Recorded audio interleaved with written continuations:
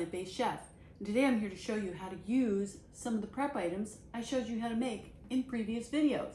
Now if you haven't already watched it, you're gonna have to go back and watch the best way to freeze tomatoes.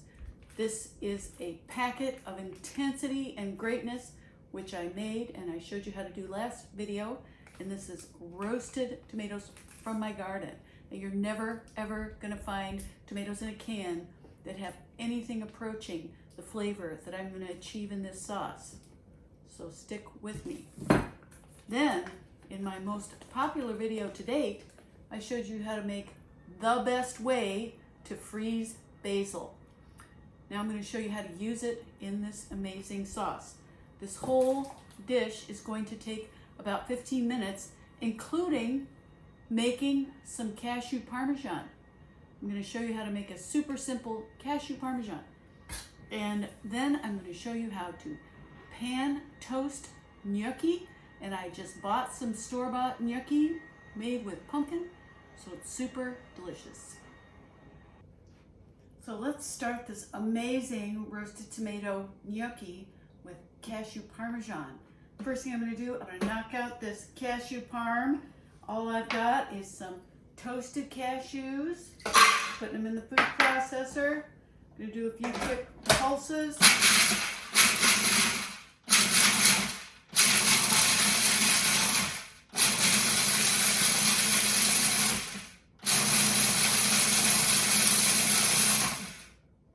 And we've got a chunky little mince of the cashews. Then I'm just going to throw in, I've got some lemon zest, panko. The panko kind of gives it that absorbency that the Parmesan would stick, you remember? Especially that stuff in the green can. So here's a little salt. And I'm just going to, again,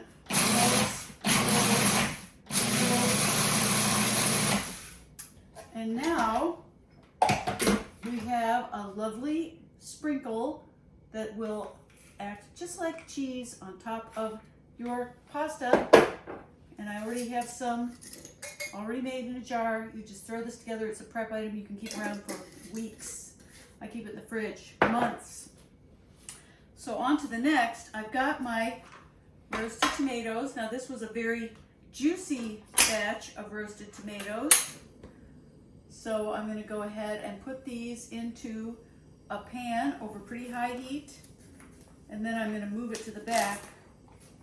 But see, this has got a lot of liquid, but that is very valuable liquid. So you don't ever want to throw that away. You want to reduce it. So get that out of the way. And so I'm just going to bring this to a boil. And you see I've got my big chunks of tomatoes. You can just sort of give this a little chop as you are stirring it, and I'll get it boiling. So I'll just move this to the back burner so I can start on the fabulous, and I'll get the olive oil going. And you want to make sure that when you're stirring this in the pan that you have a good metal spatula so it doesn't stick. Now I've got, this is a pumpkin gnocchi. You can use potato or spinach or whatever you can find. It is a vegan product. I did check on the label. And so I'll get this cooking. And then I've got some cauliflower, which I cut into pretty small florets. And I'm putting that in too. So both of them are going to have time to get wonderfully browned.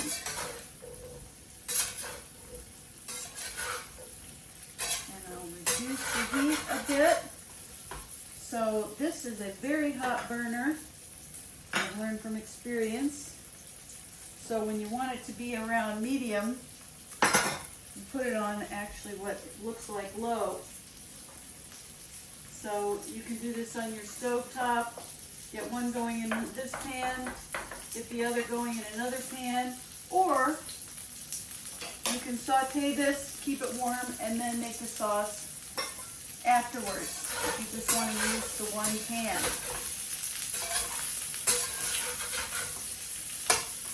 So I teach people how to make gnocchi. I have for many, many years. And people would ask me, well, do you ever make fried gnocchi? And I thought it seemed sort of like a waste. But this is store-bought gnocchi, and it is absolutely delicious when you saute it. Now you can also make this with boiled gnocchi. You can just throw that gnocchi in the pan and boil it according to package directions. But that way you can enjoy the sauce without adding more oil. Because this I did put in about 3 tablespoons of olive oil. But this just comes out so wonderfully. What's going to happen is the gnocchi is going to get crisp on the outside and will be soft in the middle. And it's completely cooked. You don't have to boil it first or anything. So I've got my sauce bubbling away. Now I have found that the amount of liquid in the tomatoes just varies by variety and batch. You know, I've got some other batches in my freezer that don't have as much liquid in them because they were half cherry tomatoes and drier varieties. But I had some big juicy slicing tomatoes in this one. So these are going to take about 10 minutes. And that gives the cauliflower time to get wonderfully soft as well as a little bit browned, which is what we want.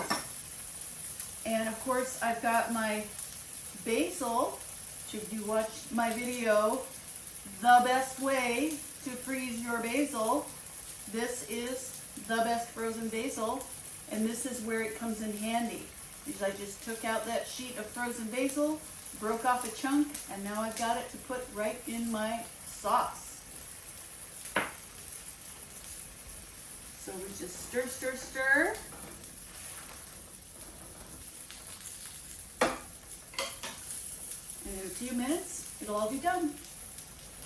So about 10 minutes later, here's my gloriously toasted gnocchi. We've got some little crispy bits, and those are wonderful.